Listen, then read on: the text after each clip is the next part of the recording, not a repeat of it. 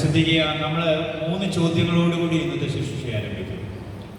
ഒന്ന്, എന്തിനു വേണ്ടിയാണ് നമ്മൾ പരിശ്രമിക്കുന്നത്? അടുത്തിരിക്കുന്ന കൂടപ്പുറപ്പിനോട് ചോദിച്ചു, എന്തിനു വേണ്ടിയാണ് പരിശ്രമിക്കുന്നത് ചോദിച്ചു. എന്തിനു വേണ്ടിയാണ് ചോദ്യം കേട്ടോ? എല്ലാവരും ചോദ്യം കേട്ടോ?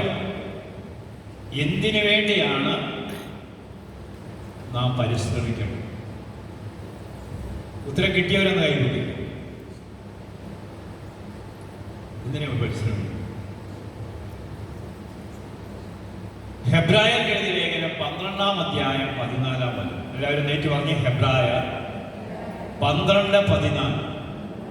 എല്ലാവരോടും സമാധാനത്തിൽ വർദ്ധിച്ച് വിശുദ്ധിക്ക് വേണ്ടി പരിശ്രമിക്കും. എല്ലാവരും എന്ന് പറഞ്ഞ് എല്ലാവരോടും, എല്ലാ മനുഷ്യരോടും പറഞ്ഞ് സമാധാനത്തിൽ വർദ്ധിച്ച് വിശുദ്ധിക്ക് വേണ്ടി പരിശ്രമിക്കും. അപ്പൊ ഒന്നാമത് എല്ലാവരോടും, മുസ്ലിമായാലും ക്രിസ്ത്യനായാലും ഹിന്ദുവായാലും എല്ലാവരോടും സമാധാനപരമായ അന്തരീക്ഷം ഉണ്ടാകേണ്ട ഒരവസ്ഥയിലാണ് നമ്മുടെ രാജ്യമൊക്കെ പോകുന്നത്. എല്ലാവരും ഒരുപോലെ കാണുന്ന ഭരണാധികാരികളൊക്കെ ഇന്ത്യയിൽ ഉണ്ടായില്ലെങ്കിൽ വലിയ അപകടമായി മാറും. മനസ്സിലായോ? അപ്പൊ നമ്മുടെ ചിന്ത എന്താണ്? നമ്മൾ പ്രാർത്ഥിക്കേണ്ടത് എന്താണ്? എല്ലാവരോടും സമാധാനത്തിൽ വർദ്ധിച്ച് വിശുദ്ധിക്ക് വേണ്ടി പരിശ്രമിക്കണം. എല്ലാവരും പറഞ്ഞ് എല്ലാവരോടും സമാധാനത്തിൽ വർദ്ധിച്ച് വിശുദ്ധിക്ക് വേണ്ടി പരിശ്രമിക്കും. തുടർന്ന് എന്താ പറയുന്നത്? വായിച്ചേ. വിശുദ്ധി കൂടാതെ ആർക്കും. അപ്പൊ വിശുദ്ധി കൂടാതെ ആർക്കും നിന്റെ ദൈവത്തെ ദർശിക്കാൻ സാധിക്കും. അതിന്റെ അർത്ഥം എന്നാ? വിശുദ്ധി ഇല്ലാതെ അപരനിൽ ക്രിസ്തുവിനെ നിങ്ങൾക്ക് കാണാനുണ്ട്. അടുത്തിരിക്കുന്ന വ്യക്തിയുടെ മുഖത്ത് നോക്കി കൈകൂപ്പി ഈശോ മിശിഹായ്ക്ക് ശുദ്ധിയായിരിക്കട്ടെ എന്ന് പറഞ്ഞു. പുരുഷന്മാർക്ക് ബാധകം എന്ന് പറഞ്ഞു. അടുത്തിരിക്കുന്ന വ്യക്തിയുടെ മുഖത്ത് നോക്കുന്നു പറഞ്ഞ് കൈകൂപ്പി പറഞ്ഞു വിശുദ്ധിക്ക് വേണ്ടി. അപ്പൊ അദ്ദേഹം പോവാണ്. അറിയാം. Hallelujah, hallelujah. അടുത്തിരിക്കുന്ന വ്യക്തിയിൽ കൂടി ക്രിസ്തുവിനെ കാണാൻ പഠിക്കണം. ആരെ കാണാൻ പഠിക്കണം? ശ്രദ്ധിച്ച്. അപ്പൊ ശ്രദ്ധിക്കുക പ്രിയ സഹോദരങ്ങളെ, നമ്മുടെ അടുത്തിരിക്കുന്ന വ്യക്തിയിലാണ് ദൈവത്തെ ദർശിക്കുന്നത്. ദൈവം നമ്മൾക്ക് നിന്ന് അകലെയല്ല, അടുത്ത് തന്നെ. നീ ക്രിസ്തുവിനെ കാണണമെങ്കിൽ ദൂരെയൊന്നും പോകണ്ട, അടുത്തിരിക്കുന്ന വ്യക്തിയാണ് ക്രിസ്തു. അടുത്തിരിക്കുന്ന കുടപ്പുറപ്പിന്റെ കൈക്ക് പിടിച്ചോണ്ട് പറ, താങ്കൾ ഒരു ക്രിസ്തുവാണ്. താങ്കൾ ആരാണ്? ക്രിസ്തു. ഹല്ലേലൂയ. അടുത്തിരിക്കുന്ന വ്യക്തിയിൽ ക്രിസ്തുവിനെ കാണാനുള്ള മനോഭാവം നമ്മളിൽ രൂപപ്പെടുമ്പോഴാണ് നമ്മൾ വിശുദ്ധീകരിക്കപ്പെടുന്നത്. ഹല്ലേലൂയ. രണ്ടാമത്തെ ചോദ്യം ഇതാണ്. ആദ്യത്തെ ചോദ്യത്തിന് ഉത്തരം നിങ്ങൾ പറഞ്ഞില്ല. രണ്ടാമത്തെ ചോദ്യം, ഏറ്റവും കൂടുതൽ ജീവിതത്തിൽ ഏറ്റവും വിലയേറിയത് എന്താണ്? അടുത്തിരിക്കുന്ന വ്യക്തിയോട് ചോദിച്ച്, ജീവിതത്തിൽ വിലയേറിയത് എന്താണ് എന്ന് ചോദിച്ചു. Hallelujah, hallelujah. ഉത്തരം കിട്ടിയോ? ജീവിതത്തിൽ വിലയേറിയത് എന്താണ്? ചോദ്യം കേട്ടോ? ചോദ്യം ഇതാണ്, ജീവിതത്തിൽ വിലയേറിയത് എന്താണ്? ഒന്ന് പറഞ്ഞേ, ജീവിതത്തിൽ വിലയേറിയത് എന്താണ്? കേട്ടോ? ഉത്തരം അറിയാമാണെങ്കിൽ 1 തിമോത്തിയോസ് 4:8 അവിടെ ഇങ്ങനെയാ പറയുന്നത്, ശാരീരികമായ പരിശീലനം കൊണ്ട് കുറച്ച് പ്രയോജനമുണ്ട്. എല്ലാവരും എന്ന് പറഞ്ഞാൽ ശാരീരികമായ പരിശീലനം കൊണ്ട് കുറച്ച് പ്രയോജനമുണ്ട്, എന്നാൽ ആത്മീയത എല്ലാവിധത്തിലും വിലയുള്ളതാണ്. ആത്മീയത എല്ലാ വിധത്തിലും വിലയേറിയതാണ്. പറഞ്ഞ് ആത്മീയത എല്ലാ വിധത്തിലും വിലയേറിയത്. ഒരു മനുഷ്യൻ ഏറ്റവും വിലയേറിയത് എന്താ? ഞാൻ ഒരു ആത്മീയ മനുഷ്യനായി മാറുക എന്നുള്ളതാണ്. നിനക്ക് വില തരുന്നത് എന്താ? നീ ഭൗതിക മനുഷ്യനിൽ നിന്ന് ആത്മീയ മനുഷ്യനായി തീരുമ്പോഴാണ് നിനക്ക്, അല്ലെങ്കിൽ വിലയേറില്ല അതിന്. പ്രിയ സഹോദരങ്ങളെ, നീ ആത്മീയനല്ലെങ്കിൽ, നീ ഭൗതിക മനുഷ്യനാണെങ്കിൽ നീ മരിച്ചു കഴിഞ്ഞാൽ മൃഗങ്ങളെ പോലെ മരിച്ചു തീർന്നു. നിന്റെ ജീവിതം അതോടുകൂടി തീർന്നു. ആത്മീയ മനുഷ്യന് മരണമില്ല. വലതുകരം ഉയർത്തി പറഞ്ഞ ആത്മീയ മനുഷ്യന് മരണമില്ല. ഒരിക്കലും മരിക്കാത്ത ജീവിതമാണ് ആത്മീയം. ഇന്ന് ആത്മീയത കുറഞ്ഞുകൊണ്ടിരിക്കുന്ന ഒരു കാലഘട്ടമാണ്. അപ്പൊ രണ്ടാമതെന്താ പറഞ്ഞത്? ആത്മീയതയാണ് ഏറ്റവും വിലയേറിയ. വലതുകരയിലേക്ക് പറ, ആത്മീയ മനുഷ്യനാകുക എന്നുള്ളതാണ് ഏറ്റവും വിലയേറിയ ജീവിതം. ആത്മീയ ജീവിതമാണ്. ആത്മീയനായ ഒരു മനുഷ്യനായി മാറുമ്പോഴാണ് ഞാനും നിങ്ങളും വിലയേറിയ മനുഷ്യരായി മാറുന്നത്. വലതുകരയിലേക്ക് 3 ഹല്ലേലൂയ പറഞ്ഞ്. അപ്പൊ എന്താണ് ആ വചനഭാഗം ഒന്ന് വായിച്ചേ? 1 തിമോത്തിയോസ് 4:8 വായിച്ചേ. ശാരീരികമായ പരിശീലനം കൊണ്ട് കുറച്ച് പ്രയോജനമുണ്ട്. നിങ്ങളിങ്ങനെ നടക്കാൻ പോകുന്നതുകൊണ്ട് അങ്ങനെ പല കാര്യങ്ങൾ ചെയ്യുന്നതുകൊണ്ട് കുറച്ച് പ്രയോജനമുണ്ട്. എന്നാൽ ആത്മീയത എല്ലാ വിധത്തിലും വിലയുള്ളതാണ്. വിലയേറിയതാണ്. എന്തുകൊണ്ടെന്നാൽ അത് ഈ ജീവിതത്തിൽ വരാനിരിക്കുന്ന ജീവിതത്തിന്റെയും സംബന്ധിക്കുന്ന വാഗ്ദാനങ്ങൾ ഉൾക്കൊള്ളുന്നു. കണ്ടോ, ഈ ജീവിതത്തിന്റെ മാത്രമല്ല, വരാനിരിക്കുന്ന ഒരു ജീവിതത്തിന്റെ കവനന്റാണ്. ഈ ജീവിതം കൊണ്ട് അവസാനിക്കുന്ന ഒരു ജീവിതമല്ല. ആത്മീയ ജീവിതത്തിന് ഒരിക്കലും മരണമില്ല. ആത്മീയ മനുഷ്യന് ഒരിക്കലും മരണമില്ല. ഹല്ലേലൂയ. ആത്മീയ മനുഷ്യന് എപ്പോഴും ദൈവത്തോടൊപ്പം. അവൻ ഈ ജീവിതത്തിൽ ദൈവത്തോടൊപ്പം, വരാനിരിക്കുന്ന ജീവിതത്തിൽ ദൈവത്തോടൊപ്പം. ഹല്ലേലൂയ. അപ്പൊ ഈ ആത്മീയനായി മാറാനാണ് നമ്മുടെ പരിശ്രമം എല്ലാം. നമ്മൾ ചെയ്യേണ്ടതെല്ലാം ആത്മീയതയ്ക്ക് വേണ്ടിയാണ്. ഹല്ലേലൂയ. അപ്പൊ വിലയേറിയത് എന്താണ്? ആത്മീയ ജീവിതമാണ് വിലയേറിയത്. വലതുകരം ഉയർത്തി പറഞ്ഞ്, ആത്മീയ ജീവിതമാണ് വിലയേറിയ ജീവിതം. സ്വരമേറ്റി പറ, ആത്മീയ ജീവിതമാണ് ഏറ്റവും കൂടിയ വിലയേറിയ ജീവിതം. അപ്പൊ വിലയേറിയ ജീവിതം എന്ന് പറഞ്ഞാൽ ആത്മീയ ജീവിതമാണ്. ഹല്ലേലൂയ. സ്വരമേറ്റി ഹല്ലേലൂയ. മനമേറ്റി ഹല്ലേലൂയ. യേശുവേ നന്ദി, യേശുവേ ആരാധന. ഹല്ലേലൂയ. ഇനി നമ്മൾ എന്തിനു വേണ്ടിയാണ്? നമ്മളെ ഒന്നാമത്തെ ചോദിച്ച് അവസാനം വന്നവർക്ക് വേണ്ടി പറയുക, നമ്മൾ എന്തിനു വേണ്ടിയാണ് പരിശ്രമിക്കുന്നത്? ആദ്യം ചോദിച്ചു. നമ്മൾ വിശുദ്ധിക്ക് വേണ്ടിയാണ് പരിശ്രമിക്കുന്നത്. 2, വിലയേറിയത് എന്താണെന്ന് ചോദിച്ചു. ആത്മീയതയാണ് വിലയേറിയതെന്ന് നമുക്ക് മനസ്സിലാക്കാൻ സാധിച്ചു. ഹല്ലേലൂയ.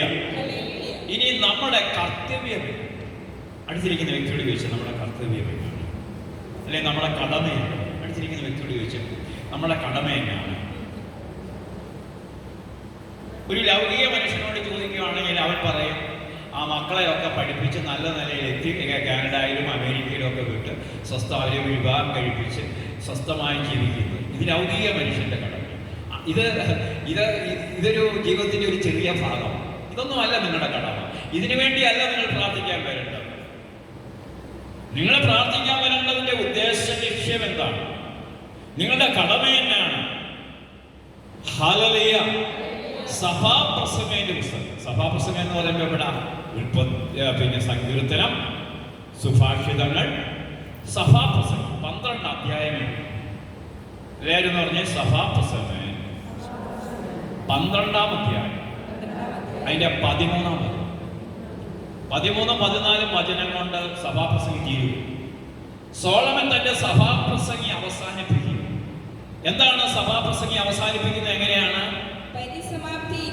പരിസമാപ്തി ഇതാണ്. എല്ലാം കേട്ട് കഴിഞ്ഞത് തന്നെ. എല്ലാം അടുത്തിരിക്കുന്ന വ്യക്തിയോട് പറഞ്ഞു, എല്ലാം കേട്ട് കഴിഞ്ഞത്. ശാലോമിൽ കൂടെ കേൾക്കുന്നു, ഗുഡ്നസിൽ കൂടെ കേൾക്കുന്നു, ഷക്കീന ടെലിവിഷനിൽ കൂടെ കേൾക്കുന്നു. ഒത്തിരി കേട്ട് കഴിഞ്ഞത് തന്നെ. ദൈവഭയമുള്ളവനായ അവിടുത്തെ കൽപ്പനകൾ പാലിക്കുക മനുഷ്യന്റെ മുഴുവൻ കർത്തവ്യവും. ഇത് തന്നെ. എന്റെ പ്രിയ സഹോദര, നീ ഒരു ദൈവഭയമുള്ള ഒരു അപ്പനാണോ? ദൈവഭയമുള്ള ഒരു അപ്പനാണെങ്കിൽ ഈ ധ്യാനകേന്ദ്രം നിറച്ച് അപ്പന്മാര് വന്നേ. ഹല്ലേലൂയ. ഇന്ന് ദൈവഭയമുള്ള അപ്പന്മാരുടെ എണ്ണം കുറയുന്നു. ദൈവഭയമുള്ള അപ്പന്മാരുടെ എല്ലാം എണ്ണം കുറഞ്ഞുകൊണ്ടിരിക്കുക. കാരണം ഈ അന്തിമ കാലഘട്ടത്തിന്റെ ലക്ഷണം അതാണ്. ഹല്ലേലൂയ. ഇന്നലെ ഒരു ഫോൺ കോൾ വരികയാണ്. ഒരറിയപ്പെട്ട സിസ്റ്ററിൻ്റെ ചേച്ചിയുടെ ഭർത്താവ്, അവർ തമ്മിലൊരു വഴക്കുണ്ടായി. അയാൾ കെട്ടിച്ചാടിച്ചു. 2 പെൺപിള്ളേർ, ഒരു കൊച്ച് BSc നഴ്സിംഗ് പഠിക്കുന്നു, ഒരു കൊച്ച് നഴ്സിങ്ങിനായിട്ട് +2 കഴിഞ്ഞ് നഴ്സിങ്ങിനായിട്ട് പോകും. അങ്ങോട്ടും ഇങ്ങോട്ടൊരു വാക്കുതർക്കമുണ്ടായി. കഴിഞ്ഞ ഒരാഴ്ചയ്ക്ക് മുമ്പ് കെട്ടിച്ചാടി. മുറിക്കകത്ത് കയറി, വാശിക്ക് കയറിപ്പോയതാണെന്ന് വിചാരിച്ചു. കുറേ നേരം കഴിഞ്ഞിട്ട് കാണാതെ വന്നപ്പോൾ കതവ് തുറന്ന് നോക്കുമ്പോൾ കാണുന്നു ആള് കെട്ടിച്ചാടി പറഞ്ഞു. ഒരു കത്തോലിക്ക കുടുംബത്തിൽ നടന്ന സംഭവമാണ് പറയുന്നത്. ഹല്ലേലൂയ. ആ അപ്പനെ കുറിച്ച് അന്വേഷിച്ചപ്പോൾ അപ്പനങ്ങനെ ദൈവവിചാരമൊന്നുമില്ല. അപ്പനിങ്ങനെ കുറേയൊക്കെ പണം ഉണ്ടാക്കണം, ജീവിക്കണം എന്നുള്ളതേ ഉള്ളൂ. ദൈവഭയമില്ലാത്ത പിതാക്കന്മാരുടെ അവസ്ഥ ഇതാണ് പ്രിയരെ. ഒരു ദുർബല നിമിഷം വരുമ്പോൾ അവരിത് കെട്ടിച്ചാടിയൊക്കെ ചാവും. ഹല്ലേലൂയ. അപ്പോൾ നമ്മൾ മൂന്നാമത് എന്തിന്റെ നമ്മുടെ കർത്തവ്യം എന്നാണ്, നമ്മുടെ കടമ എന്താണ്? സോളമന്റെ സഭാപ്രസംഗിയിൽ അവസാനിപ്പിക്കുകയാണ്. എന്താണ് കർത്തവ്യവും കടമയും? ഒന്നോടൊന്ന് മൈക്ക് വെച്ച് വായിച്ചേ. പരിസമാപ്തി. അത് കൊണ്ട് വായിച്ചേ. പരിസമാപ്തി ഇതാണ്. എല്ലാം കേട്ട് കഴിഞ്ഞത് തന്നെ ദൈവഭയമുള്ളവനായ അവിടുത്തെ കൽപ്പനകൾ അനുസരിക്കുക. മനുഷ്യന്റെ മുഴുവൻ കർത്തവ്യവും പ്രിയ സഹോദരങ്ങളെ, ഇതാണ് നമ്മുടെ കർത്തവ്യം, നമ്മുടെ കടമ.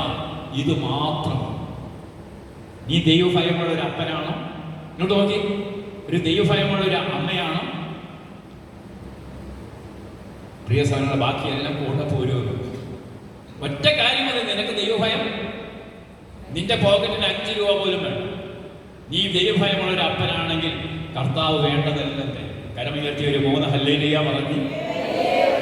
സ്വരമുയർത്തി പറഞ്ഞു. പ്രിയ സഹോദരങ്ങളെ, നീ ദൈവഭയമുള്ള ഒരു പിതാവാണോ? സ്വരമുയർത്തി ശ്രദ്ധിച്ചേ. Hallelujah, hallelujah, hallelujah.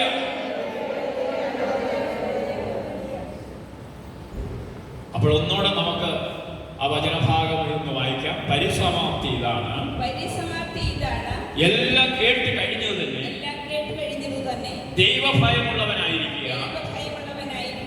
അവിടുത്തെ കൽപ്പനകൾ എന്ന് പറഞ്ഞാൽ അവിടുത്തെ വചനം പാലിക്കുക. ഇത് മാത്രമാണ്. 2 കാര്യങ്ങളേ ഉള്ളൂ. ദൈവഭയമുള്ളവനാകുക, അവിടുത്തെ വചനമനുസരിച്ച് ജീവിക്കുക. ഇതാണ് മനുഷ്യന്റെ. അതൊന്നുകൂടെ വായിച്ച പരിസമാപ്തി ഇതാണ്. എല്ലാം കേട്ട് കഴിഞ്ഞത് തന്നെ ദൈവഭയമുള്ളവനായിരിക്കുക. അവിടുത്തെ കൽപ്പനകൾ പാലിക്കുക. മനുഷ്യനോടടുത്ത് സഹോദരിയുടെ പേര് പറ. സഹോദരിയുടെ പേര് പറ. മൈക്കിലൂടെ പറ. റോസമ്മയുടെ മുഴുവൻ കർത്തവ്യവും ഇത് തന്നെ.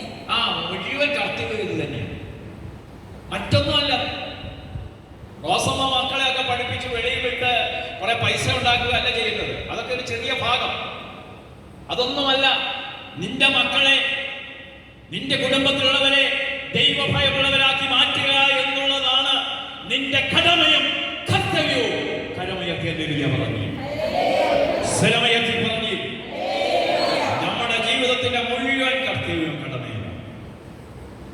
സമ്പന്നരിൽ സമ്പന്നനായി ലോകത്തിലെ എല്ലാ സുഖസൗകര്യങ്ങൾ അനുഭവിച്ചതിന് ശേഷം സൂര്യന് കീഴിൽ എല്ലാം വെറും മായയാണെന്ന് മനസ്സിലാക്കിയ സോളമൻ പറയുകയാണ്, ഇത് മാത്രം. ഈ ലോകത്തിൽ മറ്റൊന്നുമല്ല. ഈ ലോകത്തിൽ കാണുന്ന ഈ ഭൗതികത ഒന്നും നിങ്ങൾ കൊണ്ടുപോകത്തില്ല. ഇതിനൊന്നും ഒരു നിലനിൽപ്പില്ല. Hallelujah, hallelujah. ഇതൊന്നും നിലനിൽക്കുന്നില്ല.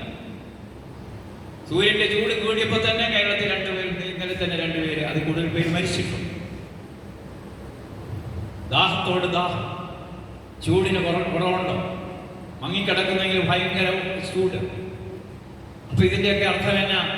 ദൈവഭയമുള്ളവരെ നമുക്ക് നഷ്ടപ്പെട്ടുകൊണ്ടിരിക്കും.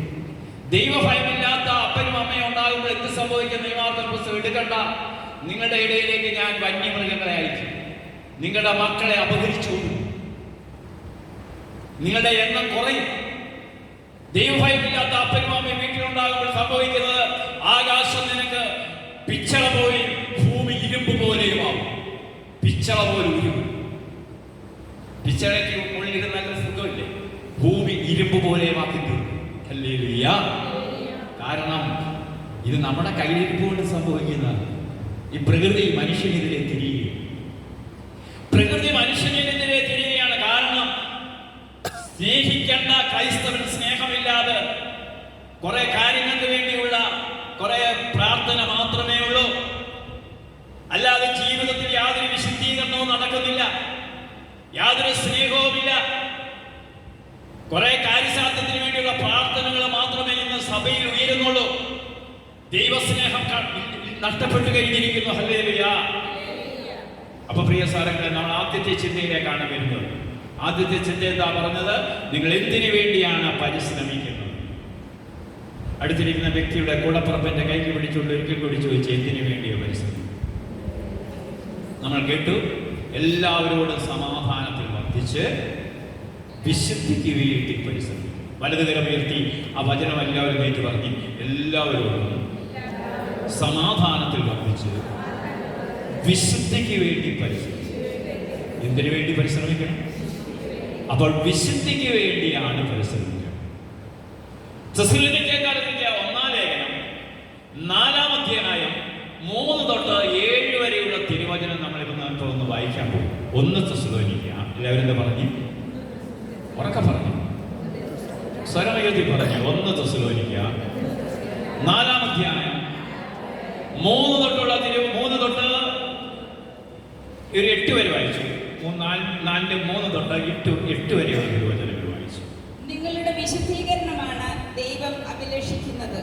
നിങ്ങളുടെ വിശുദ്ധീകരണമാണ്, ഇങ്ങോട്ട് നോക്കി, നിങ്ങളുടെ വിശുദ്ധീകരണമാണ് ദൈവം അഭിലഷിക്കുന്നത്. അസന്മാർഗികതയിൽ നിന്നും നിങ്ങൾ ഒഴിഞ്ഞു മാറണം. നിങ്ങൾ ഓരോരുത്തരും സ്വന്തം ശരീരത്തെ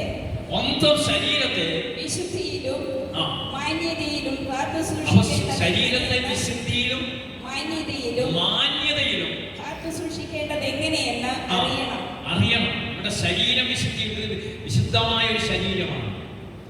കരമേറ്റി പറയാം, എന്റെ ശരീരം വിശുദ്ധമായ ഒരു ശരീരമാണ്.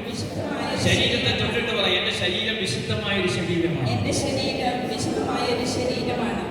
ഈ ശരീരത്തെ വിശുദ്ധിയോടുകൂടി കാത്തുകൊള്ളണം. ദൈവത്തെ അറിയാത്ത വിജാതിയരെ പോലെ കാമവികാരങ്ങൾക്ക്, ജഡീയ മോഹങ്ങൾ, ജഡജ്ഞര്, ഡാൻസ്, പാട്ട്, കൂത്ത്, അടിപൊളി സംസ്കാരത്തിലേക്ക് നിങ്ങൾ പോകരുത്. നിങ്ങൾ വിധേയരാകരുത്. വിജാതിയിലാണ് ഇങ്ങനെയൊക്കെയുള്ള സംസ്കാരത്തിലേക്ക് പോകുന്നത്. പള്ളി കടന്ന് ആട്ടും പാട്ടും നടത്തുക, മറ്റ് ഡാൻസുകൾ ചെയ്യുക, വിശുദ്ധ ദേവാലയത്തിനകത്ത് അശുദ്ധിയുടെ ലക്ഷണം കാണിക്കുക, വിശുദ്ധ ദേവാലയത്തിനകത്ത് ഇടാൻ കൊള്ളാത്ത ഡ്രസ് ഇട്ടുകൊണ്ട് വരികയാ. ഇതൊക്കെ നിങ്ങളുടെ ശരീരത്തിൽ മാന്യമായ വേഷം ധരിക്കാൻ നിങ്ങൾ പഠിക്കണം. ചില പിള്ളേരൊക്കെ 3/4 ഒക്കെ ഇട്ടുകൊണ്ടാണ് പിന്നെ വിശുദ്ധ കുർബാനയ്ക്കൊക്കെ വരുന്നത്. ഇതൊക്കെ ഭയങ്കര അപകടം പിടിച്ചതാണ്. നീ നിൽക്കുന്ന സ്ഥലം വിശുദ്ധി നിറഞ്ഞ സ്ഥലമാണ്. അതുകൊണ്ട് നിങ്ങളുടെ ശരീരത്തെ മാന്യമായി നോക്കണം, മാന്യമായ രീതിയിൽ വസ്ത്രം ധരിക്കണം. മറ്റുള്ളവർക്ക് ഉതപ്പുണ്ടാക്കുന്ന വേഷവിധാനം അരുത്. ഹല്ലേലൂയ. തുടർന്ന് വചനം പറയുന്നത്, ഈ വിഷയത്തിൽ നിങ്ങൾ വഴിപിഴക്കരുത്. സഹോദരനെ ശരീരം വിറ്റ് കാശുണ്ടാക്കരുത്. സെക്സ് കാണിച്ച് പൈസ ഉണ്ടാക്കരുത്. സെക്സിന് സ്ത്രീകളുടെ ശരീരം പ്രദർശിപ്പിച്ച് വീട്ടിൽ വെക്കരുത്. സെക്സ് ഫോട്ടോകൾ വെക്കരുത്. ഇതൊക്കെ മാന്യമായ രീതിയിൽ നിങ്ങളുടെ ജീവിതം നയിക്കേണ്ട കാലഘട്ടം. എന്നിട്ട് അടുത്ത വചനം പറയാണ്, കാരണം ഞങ്ങൾ നേരത്തെ തന്നെ പറയുകയും സാക്ഷ്യപ്പെടുത്തുകയും ചെയ്തിട്ടുള്ളതുപോലെ ഇക്കാര്യങ്ങളിലെല്ലാം പ്രതികാരം ചെയ്യുന്നവനാണ് കർത്താവ്. അശുദ്ധിയിലേക്കല്ല വിശുദ്ധിയിലേക്കാണ് ദൈവം നമ്മെ വിളിച്ചിരിക്കുന്നത്. വലതുകരമേറ്റി പറഞ്ഞ്, അശുദ്ധിയിലേക്കല്ല വിശുദ്ധിയിലേക്കാണ് ദൈവം നമ്മളെ വിളിച്ചിരിക്കുന്നത്. ഇടത്ത് വലത്ത് ഇരിക്കുന്ന കൂടപ്പുറപ്പിന്റെ കൈക്ക് പിടിച്ചുകൊണ്ട് പറ, അശുദ്ധിയിലേക്കല്ല വിശുദ്ധിയിലേക്കാണ് ദൈവം നമ്മളെ വിളിച്ചിരിക്കുന്നത്. അപ്പൊ ദൈവം വിളിച്ചിരിക്കുന്നത് എന്തിനാണ്? അശുദ്ധിയിലേക്കല്ല വിശുദ്ധിയിലേക്കാണ് ദൈവം നമ്മളെ വിളിച്ചിരിക്കുന്നു. ദൈവം നമ്മെ വിളിച്ചിരിക്കുന്നത് വലുതുകളിൽ പറഞ്ഞ അശുദ്ധിയിലേക്കല്ല, അശുദ്ധിയിലേക്കല്ല, വിശുദ്ധിയിലേക്കാണ് വിശുദ്ധിയിലേക്കാണ് ദൈവം നമ്മളെ വിളിച്ചിരിക്കുന്നത്. ദൈവം നമ്മെ വിളിച്ചിരിക്കുന്നത്. വീട്ടിലിരുന്ന് അശുദ്ധമായ ചിത്രങ്ങൾ കാണുകയും അശുദ്ധമായ ചിത്രങ്ങൾ കണ്ട് കൈയടിക്കുകയും ഇങ്ങനെയൊക്കെയുള്ള ഒരു വിശുദ്ധി ജീവിതം നമ്മുടെ ഭവനത്തിൽ, നമ്മുടെ ജീവിതത്തിൽ വലിയൊരു അപകടമായി അത് മാറും. കരമേത്തിയ പറഞ്ഞ് അപ്പൊ വിശുദ്ധിയിലേക്ക് നയിക്കണമെങ്കിൽ നമ്മൾ 5 മേഖലകളിൽ മാറ്റം. വലുതുകരമേത്തി പറയുന്നു 5 മേഖലകളിൽ 5 കാര്യങ്ങളിൽ മാറ്റം. അതാണ് നമ്മൾ ശ്രദ്ധിക്കാൻ പോകുന്നത്. 1 തിമോത്തിയോസ് 4:12. തിമോത്തിയോസിന് എഴുതിയ 1-ാം ലേഖനം 4-ാം അധ്യായം 12-ാം വചനം. അവിടെ 15 വയസ്സുള്ള തിമോത്തിയോസിനോട് പൗലോസ്ലീഹ പറയുകയാണ്. കരമയത്തി ഹല്ലേലൂയ പറഞ്ഞ്, സ്വരമയത്തി പറഞ്ഞ്. 1 തിമോത്തിയോസ് 4-ാം അധ്യായം അതിന്റെ 12-ാം വചനത്തിൽ പറയുകയാണ്, ആരും നിന്റെ പ്രായക്കുറവിന്റെ പേരിൽ, നിന്നെ അവഗണിക്കാൻ ഇടയാക്കരുത്. നിന്റെ പ്രായക്കുറവിന്റെ പേരിൽ നിന്നെ അവഗണിക്കാൻ ഇടയാക്കരുത്. പ്രിയ സഹോദരങ്ങളെ, നിങ്ങളെ ആരെങ്കിലും അവഗണിക്കുന്നെങ്കിൽ, നിങ്ങളുടെ കുടുംബത്തിൽ, നിങ്ങളുടെ ജീവിത പങ്കാളി, നിങ്ങളുടെ മക്കൾ, നിങ്ങൾക്കുള്ളവര് നിങ്ങളെ അവഗണിക്കുന്നെങ്കിൽ അതിൻ്റെ 1-ാമത്തെ കാരണം വാക്കാണ്. നിങ്ങളുടെ നാവ് നല്ലതാണെങ്കിൽ നിങ്ങളെ ആരും അവഗണിക്കുന്നില്ല. ഹല്ലേലൂയ. നിങ്ങളുടെ നാവ് നല്ലതാണെങ്കിൽ, ഞാനിവിടെ വചനമൊക്കെ കേട്ടേച്ച് പോകുന്നേ. അപ്പൊ നാവ് നല്ലതായിരിക്കണം നമ്മളെ. ഹല്ലേലൂയ. ഈ നാവ് നല്ലതാണെങ്കിൽ ശരീരം മൊത്തം നല്ലത്. വലുതേരെ പറ്റി പറഞ്ഞ്, നാവ് നല്ലതാണെങ്കിൽ ശരീരം മൊത്തം നല്ലത്. നാവ് മോശമാണെങ്കിൽ ശരീരം മൊത്തം മോശം. ഹല്ലേലൂയ.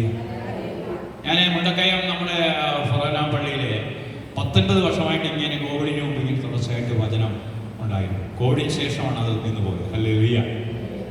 അപ്പോൾ ഈ കുറേ വർഷങ്ങൾക്ക് മുമ്പ്, ഒരു 6 വർഷങ്ങൾക്ക് മുമ്പ് കോവിഡ്, അപ്പോൾ ഇന്നത്തെ ഒരു 7 വർഷമായി. 7 വർഷങ്ങൾക്ക് മുമ്പ് ഞാൻ പറഞ്ഞു, നാവ് നമ്മൾ നിയന്ത്രിച്ചില്ലെങ്കിൽ നമ്മൾ എത്ര, അപ്പോൾ നാവ് കൊണ്ട് നമ്മൾ പാപം ചെയ്താൽ, നാവ് കൊണ്ട് പാപം ചെയ്യാതിരിക്കാൻ, അപ്പോൾ നാവ് കൊണ്ട് പാപം ചെയ്യത്തില്ലെന്നുള്ളവരൊക്കെ ഒന്ന് കൈവക്കാൻ പറഞ്ഞു. കുറേ സഹോദരിമാർ കൈവക്കും. അപ്പോൾ ഞാൻ അവിടെ മുണ്ടക്കയത്താണെങ്കിൽ ടോക്കൺ വെച്ച് കൗൺസിലിംഗ്, ടോക്കൺ വെച്ചാൽ എന്നെ കാണാൻ പറ്റുള്ളൂ. ടോക്കൺ വരുന്നിട്ട് അവർക്ക് ടോക്കൺ വെച്ച് 50 പേരെ കാണും. ഇപ്പം 2 വേറെ 2 ബ്രദർ, ഒരു ബ്രദറൂടെ വരും, പോൾസ് എന്ന് പറഞ്ഞൊരു ബ്രദറുണ്ട്. അപ്പോൾ അങ്ങനെ 50 പേരെ കണ്ടതിന് ശേഷം പോകുമ്പോൾ എൻ്റെ ഇവിടെ വന്ന് കൗൺസിലിങ്ങിന് 24-ാമത് വന്ന് കൗൺസിലിംഗ് കൂടി സൗകര്യം. ഞങ്ങളുടെ ഇവിടുന്ന് പയ്യെ ഇറങ്ങി പോകുമ്പോൾ ഉണ്ടെങ്കിൽ ടൗണിലേക്ക് ബസ് സ്റ്റാൻഡിലോട്ട് കയറുന്നതിൻ്റെ അവിടെ വലിയൊരു ബഹളം നടന്നു. ഞാൻ നോക്കിയപ്പോൾ നാവ് കൊണ്ട് ഇനി പാവം ചെയ്യത്തില്ലെന്ന് പറഞ്ഞൊരു സഹോദരിക്കാണ് നിൽക്കുന്നത്. അന്വേഷിച്ചപ്പോഴെന്താ, ഈ ജൂലൈ മാസത്തിൽ, മഴയുള്ള മാസം, ഒരു ഓട്ടക്കാരൻ വന്ന് അവിടെ ഇങ്ങനെ ചള്ള കിടന്ന് ഈ ചള്ളയെല്ലാം കൂടെ അവരുടെ സാരിയിലോട്ട് അടിച്ചു. അവനോട് പറയുന്ന ഭാഷയാണ് ഞാൻ ഭയങ്കര ഇതാ. അപ്പോൾ അവർ പറഞ്ഞു, ബ്രദറൊന്ന് നിൽക്കാമെന്നപ്പോഴും അവർ ആ ചിത്രം. അപ്പോൾ ഞാൻ ചോദിച്ചു, ഇതാരാ എന്നിങ്ങനെ ചോദിച്ചപ്പോഴും അവർ ഒറ്റ നോട്ടം നോക്കി പിന്നീട് കുഞ്ഞു. അപ്പോൾ ഇതാണ് നമ്മുടെയൊക്കെ ജീവിതം. പ്രാർത്ഥനയുണ്ട്, കൊന്തയുണ്ട്, നന്മ നിറഞ്ഞ മറിയാമുണ്ട്, പക്ഷെ ജീവിതത്തിൽ യാതൊരു നന്മയുമില്ല. ഹല്ലേലൂയ. എന്റെ നാവാണ് ഞാൻ ആരൊക്കെയാ കുറ്റപ്പെടുത്തുന്നത്? മെത്രാനെ കുറ്റപ്പെടുത്തുന്നു, വൈദികനെ കുറ്റപ്പെടുത്തുന്നു, അയൽക്കാരനെ കുറ്റപ്പെടുത്തുന്നു, സഭയെ കുറ്റപ്പെടുത്തുന്നു. ഞാൻ മാത്രം വിശുദ്ധി, ഞാൻ മാത്രം കുഴപ്പമില്ല. ഹല്ലേലൂയ. അതുകൊണ്ടാണ് വാക്ക് അപ്പോൾ വിശുദ്ധീകരണത്തിന്റെ 1-ാമത് നമ്മൾ എന്ത് വേണം? നമ്മൾ ഒരു ചിന്തയിലാണ് വരുന്നത്, വിശുദ്ധിക്ക് വേണ്ടി അത് പറഞ്ഞു തീർക്കാനുള്ള സമയം ഇന്നുള്ളൂ കേട്ടോ.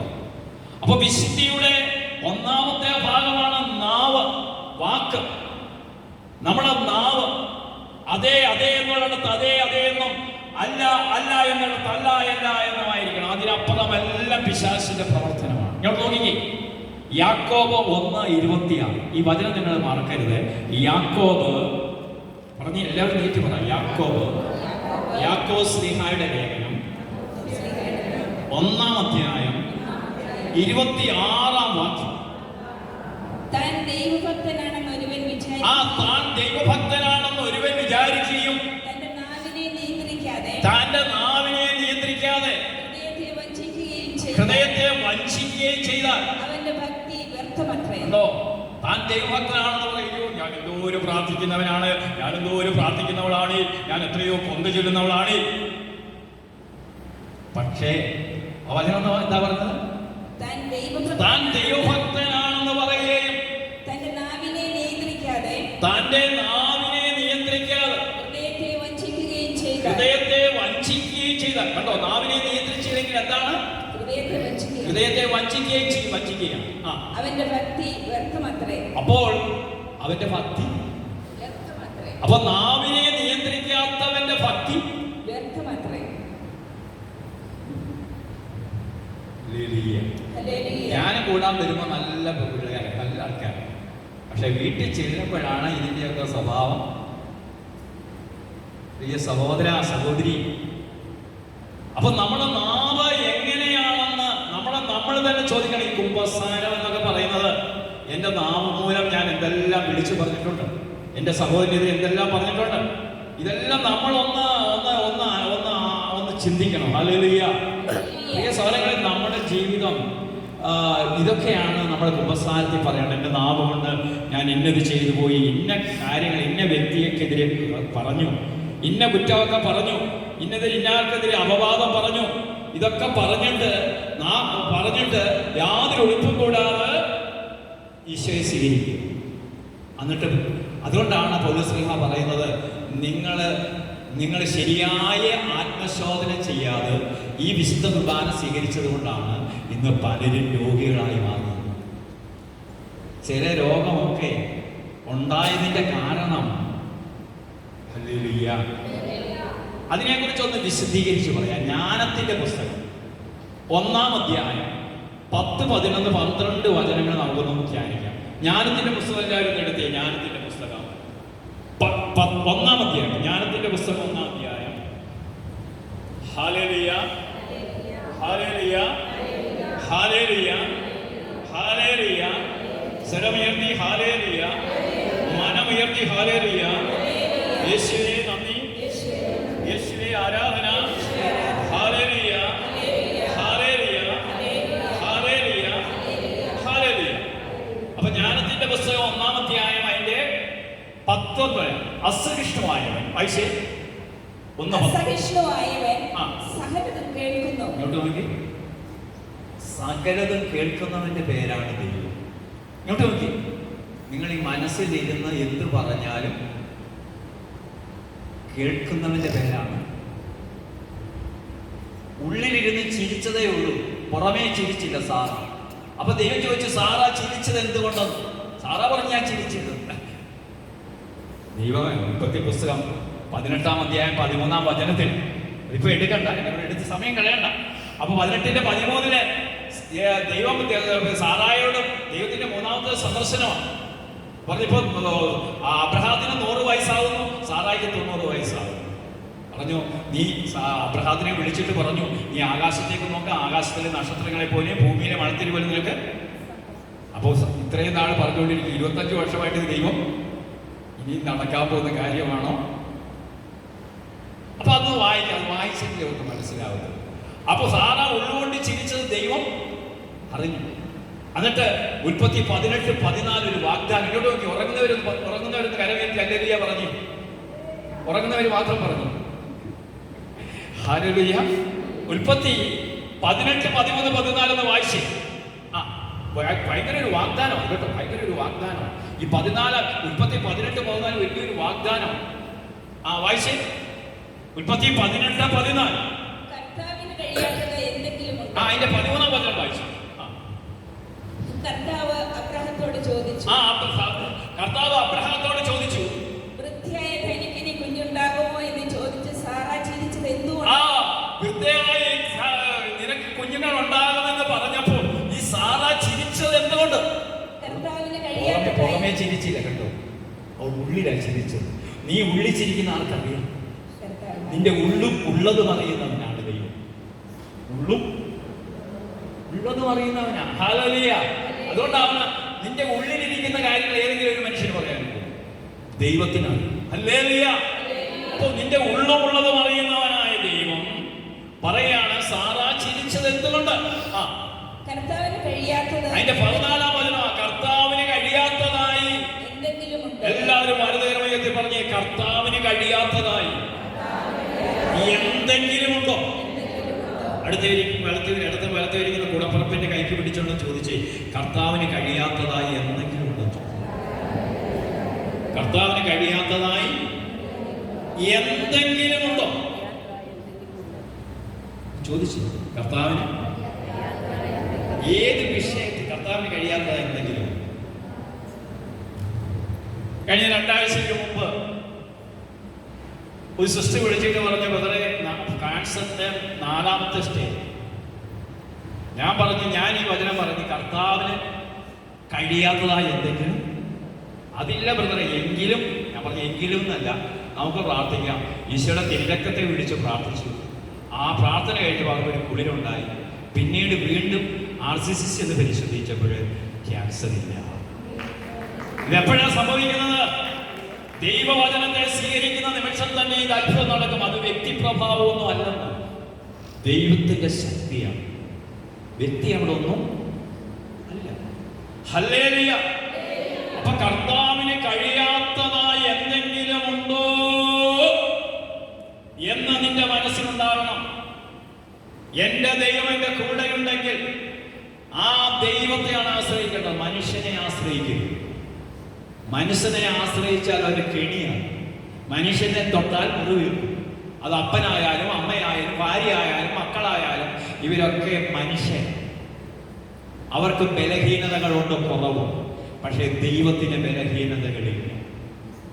അതുകൊണ്ട് നിങ്ങൾ മനുഷ്യന്റെ അരികിലേക്ക് പോകുമ്പോൾ നിങ്ങൾ മനുഷ്യനെയോട് സ്നേഹിക്കണം. അത് ഭർത്താവായാലും ഭാര്യയായാലും മക്കളായാലും ആരായാലും നിങ്ങൾ ഇങ്ങനെ ചിന്തിക്കണം, ഇയാളെ തൊട്ടാൽ എനിക്ക് മുറിവേൽപ്പിക്കാത്തവൻ ദൈവം മാത്രമേ ഉള്ളൂ. അപ്പൊ നമുക്ക് ആരോടെങ്കിലും പരാതിയുണ്ടോ?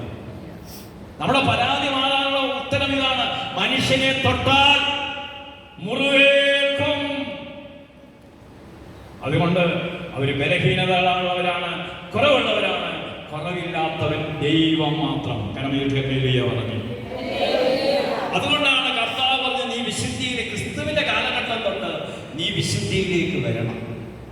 അപ്പൊ വിശുദ്ധിയിലേക്ക് വന്നില്ലെങ്കിൽ എന്ത് സംഭവിക്കും? അപ്പൊ നാവിനെ കുറിച്ച് നമ്മൾ പറഞ്ഞു. സങ്കീർത്തനം 34:12. എല്ലാവരും നീറ്റ് പറഞ്ഞു. സങ്കീർത്തനം 34-ാം അധ്യായം 12-ാം വചനം. സങ്കീർത്തനം, ജീവിതം ആഗ്രഹിക്കുകയും സന്തുഷ്ടമായ ദീർഘായുസ്സ് അഭിലഷിക്കുകയും ചെയ്യുന്നു. ഇടത്തും വലത്തിയിരിക്കുന്ന വ്യക്തികളും ഇങ്ങോട്ട് നോക്കി ഇടത്തും വലത്തിയിരിക്കുന്ന കൂടപ്പുറപ്പിനോട് ചോദിച്ചേ, ഈ 2024 ജീവിതം ആഗ്രഹിക്കുന്നുണ്ടോ ചോദിച്ചു. ജീവിതത്തോട് ആഗ്രഹമുണ്ടോ? അതുകൊണ്ട് ഇവിടെ വന്നിരിക്കുന്നു. മനുഷ്യനാണോ കുറെ കൂടെ ജീവിക്കണമെന്ന്? അപ്പൊ ജീവിതം ആഗ്രഹിക്കുന്നുണ്ടോ? ആദ്യത്തെ ചോദ്യം. ഉണ്ടെങ്കിൽ ഉണ്ട് എന്ന് പറയണം. ഇങ്ങനെ പറഞ്ഞാൽ പോരാ, ഉറക്കെ പറയണം. പോരാ, അങ്ങ് പൊടിമറ്റം ബസ് സ്റ്റാൻഡിൽ അതൊക്കെ ഓട്ടോക്കാർ വരെ കേൾക്കണം. ആ, ഉണ്ട് എന്ന് ഉറക്കെ പറഞ്ഞ്. ആ, ജീവിതം ആസ്വദിക്കും, ജീവിതം ആഗ്രഹിക്കും. ആ, അല്ല, സന്തുഷ്ടമായ സന്തുഷ്ടമായ ദീർഘായുസ്സ് അഭിലഷിക്കുകയും സന്തുഷ്ടമായ ഒരു ദീർഘായുസ്. ഈ 80 വയസ്സ് വരെ അല്ലെങ്കിൽ 90 വയസ്സ് വരെ കിടപ്പ് രോഗി അല്ലാതെ ഒരു ആരോഗ്യത്തോടു കൂടെ മുന്നോട്ട് പോയി മറ്റുള്ളവനെ ഒന്നും മരുമകളുടെയും മകന്റെയും ഒന്നും സഹായം കൂടാതെ മുന്നോട്ട് പോകണമെന്ന് ആഗ്രഹമുള്ളവരൊക്കെ എന്തെങ്കിലും മറ്റുള്ളവനെ ഒന്നും ബുദ്ധിമുട്ടിക്കാതെ ഇല്ലേ? അല്ലാതെ മുണ്ടിഞ്ഞ് പോട്ട് ഒരു സഹോദരിയെ വിളിച്ചിട്ട് പറയുകയാണ്, ബ്രദറെ, ഒരു പ്രാർത്ഥനാ സഹായമാണ് ചോദിച്ചു. പ്രാർത്ഥനാ സഹായം എന്തിന്റെ പ്രാർത്ഥനാ സഹായമാണ്? അത് പറഞ്ഞു, ഭർത്താവിന്റെ അമ്മ നിത്യജീവൻ പ്രാപിക്കാൻ വേണ്ടി ഒന്ന് പ്രാർത്ഥിക്കും. അപ്പൊ ഞാൻ വിചാരിച്ച എന്താ കുഴപ്പമില്ല. ഇനി അടുത്ത സ്റ്റെപ്പ് കേട്ടോ, ഞാൻ ആ മനുഷ്യനോട് പറഞ്ഞതാണ്, നമുക്ക് ഈ കുടുംബമൊന്നും വേണ്ടാന്ന്. 12 വർഷമായിട്ട് തള്ള വേണം മറ്റേത് മറിച്ചതൊക്കെ പറഞ്ഞിട്ട് പറയും, ചാവത്തുമില്ല കട്ടില് ആദ്യം എന്താ പറഞ്ഞു? നിത്യജീവൻ. പിന്നീട് എന്താ? ഈ തള്ളയൊന്ന് മരിച്ചു കിട്ടിയാൽ എനിക്ക് നല്ലതാണെന്ന് അതിന്റെ അർത്ഥം. ഇങ്ങനെ മുടിഞ്ഞ് ആക്കിക്കൊണ്ട് ആഹാരം കൊടുക്കുന്നത് ഇതും കേട്ടുകൊണ്ട് കിടക്കുന്നതിനേക്കാൾ നല്ലതല്ലേ? ആരും സഹായമില്ലാതെ ആരോഗ്യത്തോടു കൂടി അങ്ങ് മരിച്ചു പോയിരിക്കുന്നത്. അങ്ങനെയൊക്കെ ഒന്ന് പ്രാർത്ഥിച്ചാൽ കുഴപ്പമുണ്ടോ? ഉണ്ടോ? അല്ല, കിടപ്പ് രോഗിയായിട്ട് വളരണമെങ്കിൽ സഹനം കുഴപ്പമില്ല, സഹനം നല്ലതാണ്. സഹിക്കാൻ കഴിവുള്ളവർക്കാണ് സഹനം നല്ലത്. അപ്പൊ നമ്മൾ രണ്ടും നല്ലതാണ്. പക്ഷെ ഇവിടെ വചനം പറയുന്നു, എന്താ വചനം പറയുന്നത്? ജീവിതം ആഗ്രഹിക്കുകയും സന്തുഷ്ടമായ ദീർഘായുസ് അഭിലഷിക്കുകയും ചെയ്യുന്നു. തിന്മയിൽ നിന്ന് നാവിനെയും വ്യാജഭാഷണങ്ങളിൽ നിന്ന് അധരത്തെയും സൂക്ഷിച്ചുകൊള്ളുവിൻ. ഉണ്ടോ? ഇങ്ങോട്ട് നോക്കിയേ, ഇങ്ങോട്ട് നോക്കിയേ. അധരം നല്ലതായിരിക്കണം. എൻ്റെ അർത്ഥം അധരത്തെ സൂക്ഷിച്ചു. ഹല്ലേലൂയ. ഈ വാക്യം തന്നെ പത്രോസ്ലീഹ തന്റെ 1 ലേഖനം 3:10 പറയുന്നു. സങ്കീർത്തനം 34:12 ദാവീദ് പറഞ്ഞ അതേ വാക്യം തന്നെ 1 പത്രോസ് 3:10 ദാവീദ് പറയുക. എന്താ ദാവീദ് പറയുക? അല്ല, പിന്നെ പത്രോസ് പറയുന്നു. ദാവീദ് പറഞ്ഞ കാര്യം ജീവിതത്തെ സ്നേഹിക്കുകയും പലതരത്തിൽ പറഞ്ഞ ജീവിതത്തെ സ്നേഹമുണ്ടോ? ജീവിതത്തിനോട് സ്നേഹമുണ്ടെങ്കിൽ ഒരു 3 ഹല്ലേലൂയ പറഞ്ഞു. അപ്പൊ ജീവിതത്തെ സ്നേഹിക്കുകയും നല്ല ദിനങ്ങൾ കാണാൻ ആഗ്രഹിക്കുകയും. നല്ല ദിനങ്ങൾ ഇനി 2024 നല്ല ദിനങ്ങൾ കാണണമെന്ന് ആഗ്രഹമുണ്ടോ? അടുത്തിരിക്കുന്ന കൂടപ്പുറപ്പിനോട് ചോദിച്ച്, നല്ല ദിനങ്ങൾ കാണാൻ ആഗ്രഹമുണ്ടോ? ഉണ്ടോ? അതോ ഇങ്ങനെ വെയിലേറ്റ് പലരും മരിച്ചു വീഴുന്ന മാത്രം കാട്ടാ മതിയോ?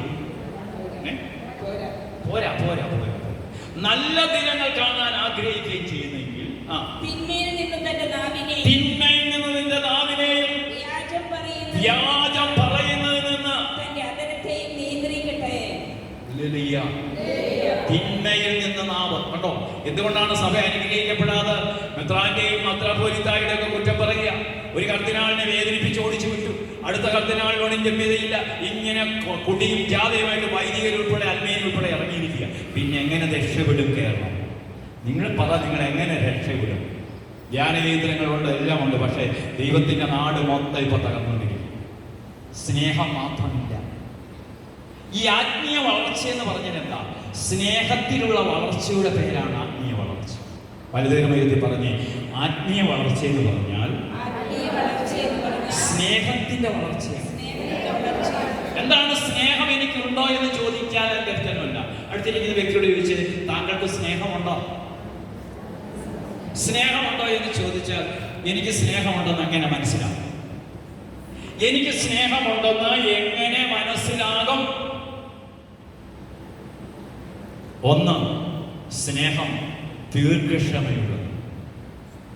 നിനക്ക് ക്ഷമയുണ്ടെങ്കിൽ നിനക്ക് സ്നേഹം. നീ ക്ഷമയുള്ളവൻ ആരുടെയും കുറ്റം പറയും. വലുതൊരു വ്യക്തി പറഞ്ഞു, ക്ഷമയുള്ളവൻ ആരുടെയും കുറ്റം പറയും. അപ്പൊ ആരുടെയും കുറ്റം പറയാത്തവനാണ് ക്ഷമയുള്ളത്. അപ്പൊ ക്ഷമിക്കുക എന്ന് പറഞ്ഞാൽ എന്നാ? പരാതിയില്ലാത്ത ജീവിതമുള്ളവന്റെ പേരാണ് പരാതിയില്ലാത്ത ജീവിതം. ഉണ്ടെങ്കിൽ എനിക്കെന്തുണ്ട്? പരാതിയില്ലാത്ത ജീവിതം എനിക്കുണ്ടെങ്കിൽ പിന്നെ എന്താ എനിക്ക്? എന്റെ ജീവിതം എന്നാ? സ്തുതിയുടെ ജീവിതം. എന്നെ വേദനിപ്പിച്ചവർക്ക് വേണ്ടി നന്ദി പറയുന്നു. ക്യാൻസർ രോഗം തന്നതിനെ പ്രതി നന്ദി പറയുന്നു. 2 കോടി രൂപ കടബാധ്യത തന്നതിനെ പ്രതി നന്ദി പറയുന്നു. മക്കളെ ആർക്കും ജോലി കിട്ടാത്തതിനെ പ്രതി നന്ദി പറയുന്നു. ഭവനമില്ലാത്തതിനെ പ്രതി നന്ദി പറയുന്നു. ഇതിനെ നന്ദി പറയുന്നവനാണ് പരാതിയില്ലാത്തവൻ. പരാതിയില്ലാത്തവനാണ് ക്ഷമയുള്ളത്. സഹോദര സഹോദരി, നിനക്ക് പരാതിയുണ്ടോ? പരാതിയുണ്ടെങ്കിൽ നിനക്ക് ക്ഷമയില്ല. ഇടത്തിരിക്കുന്ന കൂടപ്പുറപ്പിനോട് പറഞ്ഞ്, പരാതിയുണ്ടെങ്കിൽ ക്ഷമയില്ല. മനസ്സിലായോ? നമുക്കെപ്പോഴും പരാതിയാ. പരാതിയുടെ ജീവിതമാണ്. എങ്ങോട്ട് നോക്കി? എന്താണ് പരാതിയുടെ ജീവിതമാണ്?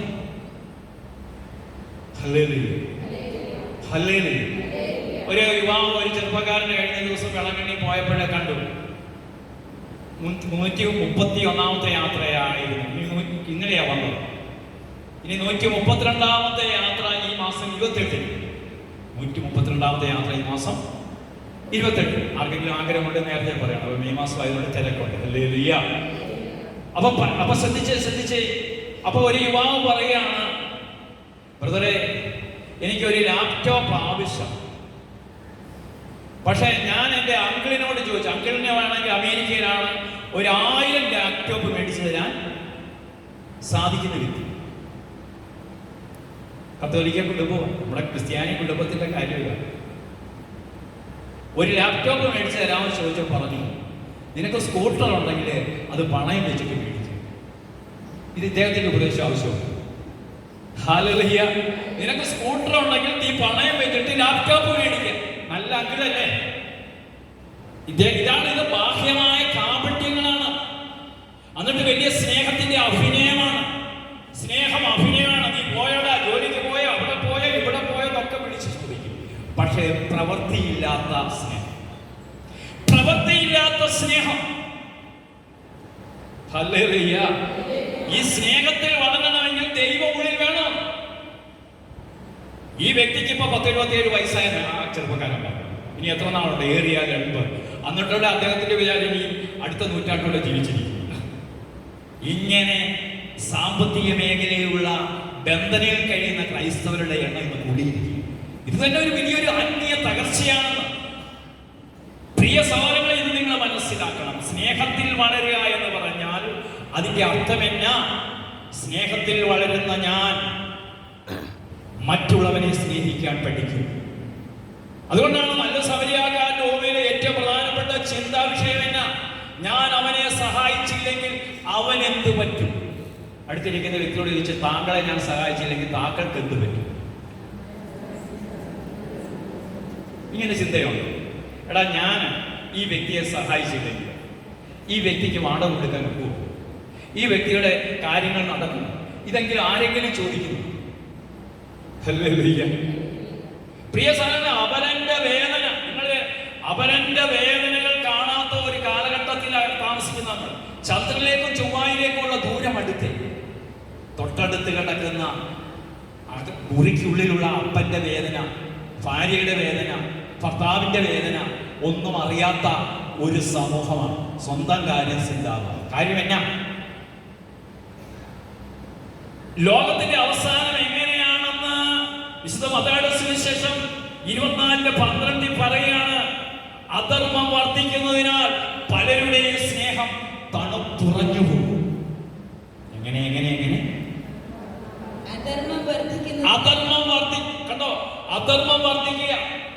ഭാര്യയെ കൊല്ലുന്നതിനോ, മക്കളെ കൊല്ലുന്നതിനോ, ഭാര്യയെ ഭീഷണിസാക്കുന്നതിനോ ഒന്നും യാതൊരു മടിയുമില്ല. മൃഗങ്ങൾ പോലും ചെയ്യാത്ത കാര്യങ്ങൾ ഇന്ന് മനുഷ്യൻ ചെയ്തുകൊണ്ടിരിക്കുക. അധർമ്മം വർദ്ധിക്കുന്നതിനാൽ അവസാന കാലം, ലോകത്തിന്റെ അവസാനമാണ്. അവസാനം എങ്ങനെയാണെന്ന് ഈശോ പറയുന്നത്? ഈശോയുടെ നാവിൽ കൂടി പറയാണ്, അധർമ്മം വർദ്ധിക്കുന്നതിനാൽ പലരുടെയും സ്നേഹം. പലരുടെ സ്നേഹം. ഒരുത്തനെ കരഞ്ഞുകൊണ്ട് ഒരു അപേക്ഷ എഴുതിക്കൊണ്ട് ചെല്ലുക ഒരു അരമനയില് ചെന്നപ്പോൾ അവിടെ ആർക്കും കാണാൻ പോലും വയ്യ. പോടാ എന്ന് പറഞ്ഞ് ഇറക്കി വിട്ടു. പോടാ ഈ അടുക്കള കാണാൻ സംഭവം, ഇതിനെ കാണാൻ സമയം എനിക്കോളം പറഞ്ഞു. അയാൾ കരഞ്ഞോണ്ട് ഇറങ്ങി വിട്ടു. 14 വർഷമായിട്ട് ജോലി ചെയ്തിട്ട് 7 വർഷമായിട്ട് കൂലിയുമില്ല. പെട്ടെന്ന് പിരിച്ചു വിട്ടിട്ട് 7 മാസമായിട്ട് ജോലി ഇല്ലാത്തതിന്റെ എന്തെങ്കിലും ഒരു ശകലം എന്തെങ്കിലും കിട്ടാൻ വേണ്ടി അപേക്ഷ കൊടുക്കാം. കേൾക്കാൻ സമയമില്ലെന്ന് ഭയങ്കര പ്രാർത്ഥനയാ. ദൈവമേ, നീ പരിശുദ്ധനാകുന്നു, ബലവാനേ നീ പരിശുദ്ധനാകുന്നു, മരണമില്ലാത്തവനെ നീ പരിശുദ്ധനാകുന്നു. പ്രിയ സഹോദര, എന്തിനു നീ ഇങ്ങനെ ജീവിക്കും? അധർമ്മം വർദ്ധിക്കുന്നതിനാൽ പലരുടെ സ്നേഹം തണുത്ത് ഉറഞ്ഞു പോകും. ശരിയാണോ? എത്രാന്റെ സ്നേഹം പോകും, വൈദികന്റെ സ്നേഹം പോകും, അൽമേനിയുടെ സ്നേഹം പോകും, ഈ പറയുന്ന എന്റെ സ്നേഹം പോകും. പോകാതിരിക്കണമെങ്കിൽ നിന്റെ ഉള്ളിൽ ക്രിസ്തു ജനിക്കണം. അവരെന്റെ വേദന എന്റെ വേദനയാണെന്ന് പറയുന്നു. അവരെന്റെ ദുഃഖം എന്റെ ദുഃഖമാണ് എന്ന് പറയുമ്പോഴാണ് അവിടെ ക്രിസ്തു ജനിക്കുന്നത്. അതാണ് നല്ല സമയം. നീ പോയി അതുപോലെ ചെയ്യാനാ പറയുന്നത്. എന്താ? എന്താ നീ പോയി അത് ചെയ്യാൻ?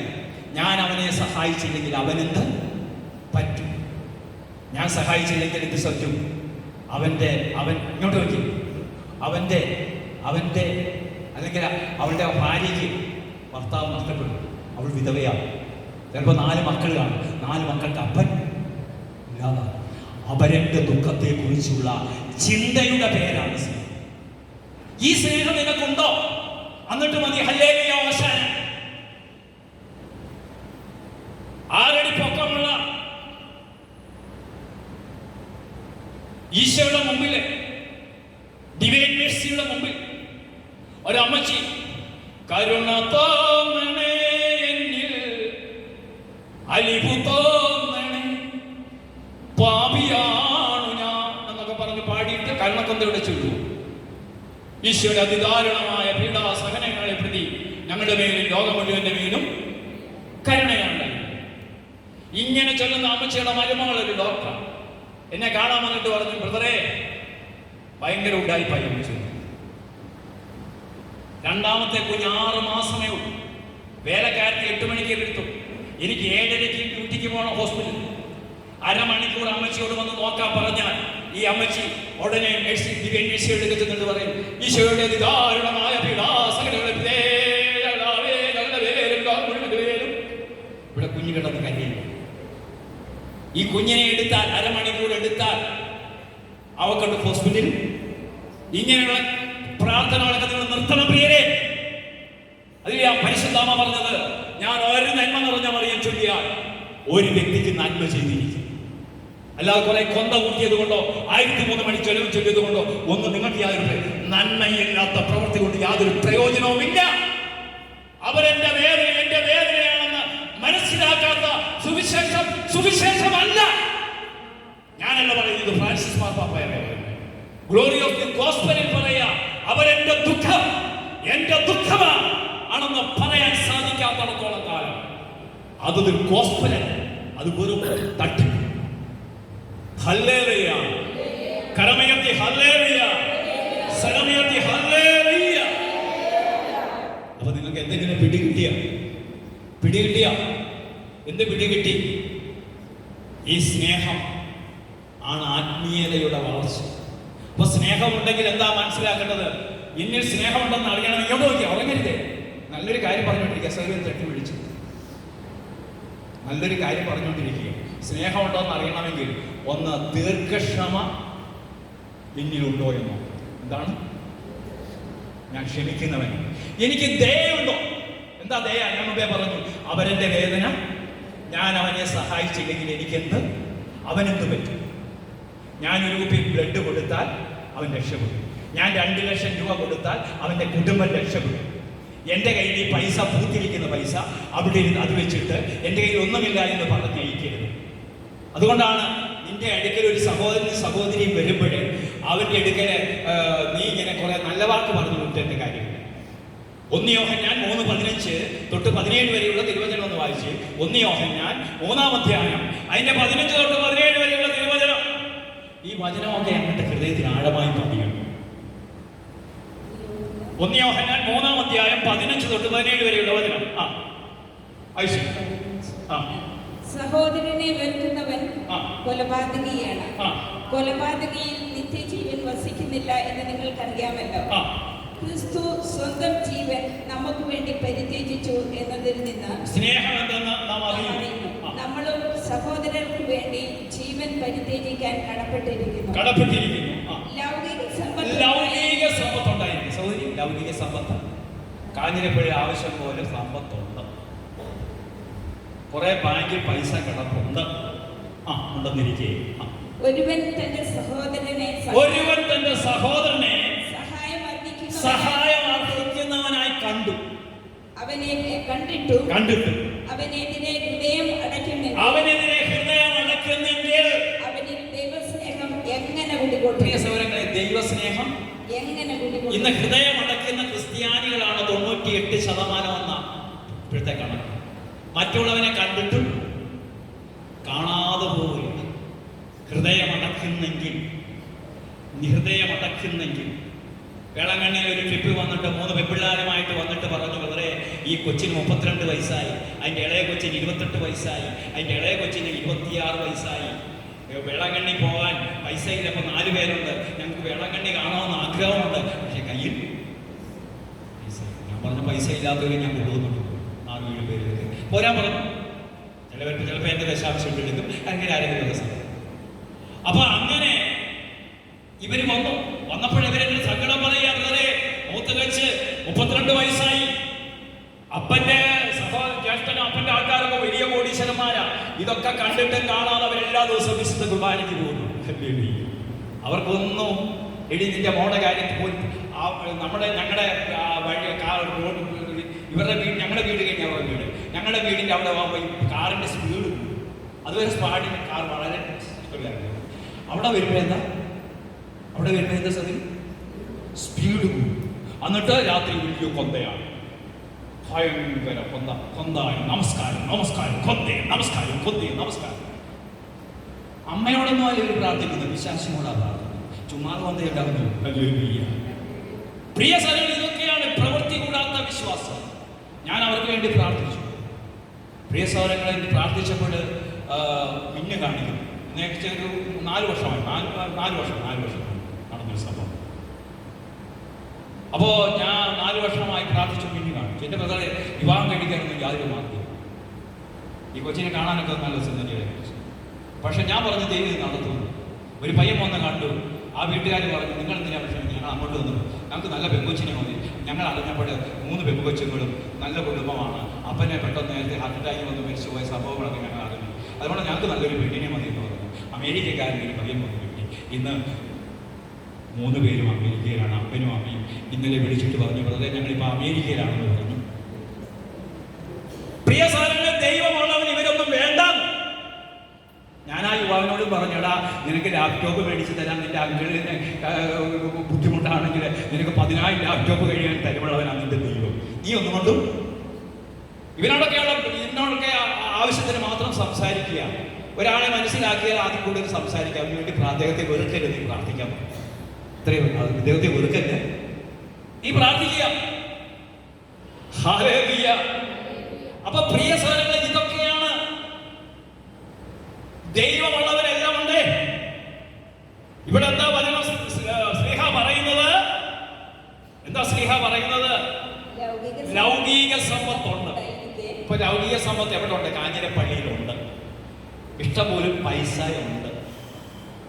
അടുത്തിരിക്കുന്ന ഒരു വ്യക്തിയെ വേണമെങ്കിൽ വേളാങ്കണ്ണിയിൽ പോകാൻ ബുദ്ധിമുട്ടുള്ളവരെ വിടാനുള്ള സൗകര്യമുണ്ട്. പക്ഷെ ഞാൻ കൊടുത്താൽ രക്ഷപ്പെട്ടു പോയാൽ സമ്പത്തുണ്ടായിരിക്കേ ഒരുവൻ സഹോദരനെ സഹായം അർഹിക്കുന്നവനായിട്ട് കണ്ടിട്ടും അവനെതിരെ ഹൃദയം അടയ്ക്കുന്നെങ്കിൽ അവനിൽ എങ്ങനെ ദൈവസ്നേഹം കുട്ടികൊള്ളും? കുഞ്ഞുമക്കളെ, വാക്കിലും സംസാരത്തിലുമല്ല. ഓ, ഇങ്ങനെ പതച്ച് ഇങ്ങനെ പ്രേരിച്ചിട്ടുണ്ടല്ലോ പെന്തിക്കോസ്തുകാർ പ്രാർത്ഥിക്കുന്നു. അയ്യോ ഈ ത്രേസ്യയുടെ കുടുംബത്തെ രക്ഷിക്കണമേ, അവരുടെ മക്കളെ രക്ഷിക്കണമേ, അമേരിക്ക പണം കിട്ടണമേ. അയ്യോ, പ്രാർത്ഥന കേട്ടാൽ ഇങ്ങനെ കിട്ടില്ല കൊണ്ടു ഇങ്ങനെ കോരിത്തരിപ്പിക്കുന്ന പ്രാർത്ഥനയാണ്. പക്ഷെ ജീവിതത്തിൽ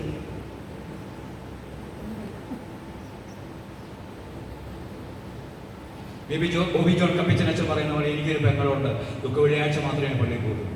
ആ ദുഃഖ വെള്ളിയാഴ്ച മൊത്തം പള്ളിയിൽ ഈശോ എടുക്കും. പക്ഷെ അവൾക്കുള്ള സ്നേഹം, അവൾക്ക് ഈ പാവങ്ങളോടുള്ള സ്നേഹം ഏകസ്ഥയാണ്. അവൾക്ക് കിട്ടുന്നതെല്ലാം പാവങ്ങൾ കൊടുക്കും.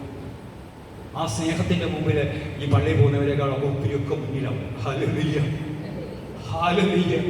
പ്രിയ സഹോദരങ്ങളെ, ഇതാണ് പറയുന്നത്, വാക്കിലും പ്രവൃത്തിയിലുമല്ല നാം സ്നേഹിക്കേണ്ടത്, പ്രവൃത്തിയിലും സത്യത്തിലും. ഈ പ്രവർത്തിച്ചു കൊടുക്കുക. എന്റെ സഹോദര, നിന്നോടുകൂടി 1 മൈൽ ദൂരം നടക്കേണ്ടവന് പറ 2 മൈൽ ദൂരം നടന്നു. നിങ്ങൾ കുരിശിന്റെ വഴിയിൽ ശിമയോൻ ഈശോയെ സഹായിക്കും. എത്രാം സ്ഥലം? 5ാം സ്ഥലം.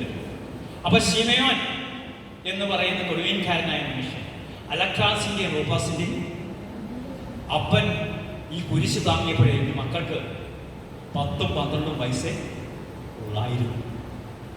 അപ്പൻ ആ കുരിശിനെ താങ്ങിയപ്പോൾ, അപ്പന്റെ ആ കുരിശ് താങ്ങിയപ്പോൾ ഈ അപ്പന് ആ കുരിശിലേക്ക് നോക്കിയപ്പോൾ കുരിശിന്റെ സ്നേഹം കണ്ട് പിന്നെ കുരിശിനെ വിടാൻ അങ്ങ് മടിയ പാഷൻ ഓഫ് ക്രൈസ്റ്റ് പിന്നെ അടിച്ചാണ് ഓടിക്കുന്നത്. Hallelujah, hallelujah. അവസാനം എന്താ സംഭവിച്ചതെന്ന് അറിയാമോ? ഈ പിള്ളേർ രണ്ടുപേരും സഭയിലെ ആദ്യത്തെ മെത്രാന്മാരായി രക്തസാക്ഷികളാണ്. അപ്പൊ റോമാ സഭയ്ക്ക് പൗലോസ്ലീഹ ലേഖനം എഴുതി അവസാനിപ്പിക്കും. എങ്ങനെയാ റോമാ സഭയ്ക്ക് സഭ ഈ ലേഖനം എഴുതി അവസാനിപ്പിക്കുന്നത്? റോമ 16:13 പറയുകയാണ്, ഈ റൂപാസിന്റെ അമ്മ എന്റെയും അമ്മയും. കണ്ടോ, റൂപാസിന്റെ അമ്മ. സഹോദരിയുടെ പേരെന്നാ? അമ്മച്ചിയുണ്ടോ? ഉണ്ട്. അപ്പോൾ ഞാൻ പറയണം, സഹോദരിയുടെ അമ്മ എന്റെയും അമ്മയും. ഇതാണ് ക്രിസ്തീയ സ്നേഹം. നിങ്ങളുടെ വൈദികന്റെ അമ്മ നിങ്ങളുടെ അമ്മയാണ്. ഇതാണ് ക്രിസ്തീയ സ്നേഹം. വൈശ്യവചനം കർത്താവിൽ തിരഞ്ഞെടുക്കപ്പെട്ട റൂപ്പസിനും അവന്റെ അമ്മയ്ക്കും വന്ദനം പറയുക. അവൾ എന്റെയും അമ്മയാണ്. ഇതാണ് ക്രിസ്തീയ സ്നേഹം. അവരെന്റെ അമ്മ എന്റെയും അമ്മയാണ്. മറ്റേതാണ് കൂടപ്പറപ്പ് ബന്ധം. ഈ ബന്ധം ക്രൈസ്തവ ലോകത്തിലേക്ക് വരുമ്പോഴാണ് രണ്ടാം പെന്തക്കോസ്ത് വരുന്നത്.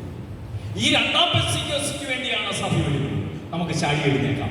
ഈ രണ്ടാം പെന്തക്കോസ്തി നമ്മുടെ ജീവിതത്തിൽ ഉണ്ടാകുവാൻ, സ്നേഹത്തിൽ വളരുവാൻ, സ്നേഹത്തിൽ ആത്മീയതയിൽ വളരുവാൻ, ദൈവം നമ്മളെ ഉണർത്തുവാൻ, സഹായിക്കുവാൻ നമുക്ക് കരങ്ങളുയർത്തി സ്തുതിക്കാം. എല്ലാ മക്കളും കരങ്ങളുയർത്തി യേശുവേ എന്ന് പറഞ്ഞ് സ്തുതിച്ച് എല്ലാവരും പുരുഷന്മാരൊന്നോടൊന്ന് ഒന്നോടൊന്ന് കയറി ഹല്ലേലൂയ, ഹല്ലേലൂയ. ഈ കരങ്ങളുയർത്തി യേശുവേ എന്ന് വിളിച്ചേ, സ്ഥലമുയർത്തി ശക്തിയോട് വിളിച്ചേ.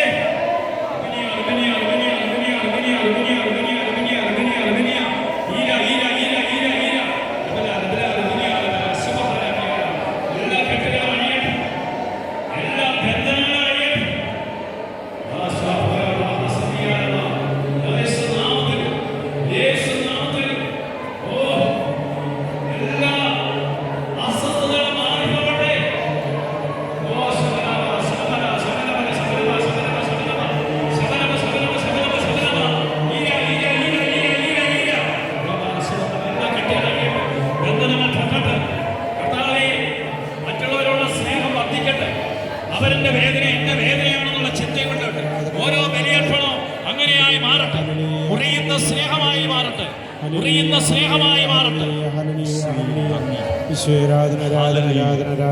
അപ്പൊ ശ്രദ്ധിക്കുക, അപ്പം എടുത്ത് മുറിച്ചപ്പോൾ അത് കർത്താവാണെന്ന് കണ്ടു. എന്നാണ് ഓരോ കുർബാനയും മറ്റുള്ളവർക്ക് വേണ്ടി മുറിയപ്പെടാനും ഞാൻ മുറിയുമ്പോഴാണ് അവിടെ കർത്താവിനെ ദർശിക്കാൻ സാധിക്കും. ഹല്ലേലൂയ. അപ്പൊ ദൈവം നിങ്ങളെ സമർത്ഥമായിട്ട് അനുഗ്രഹിക്കും.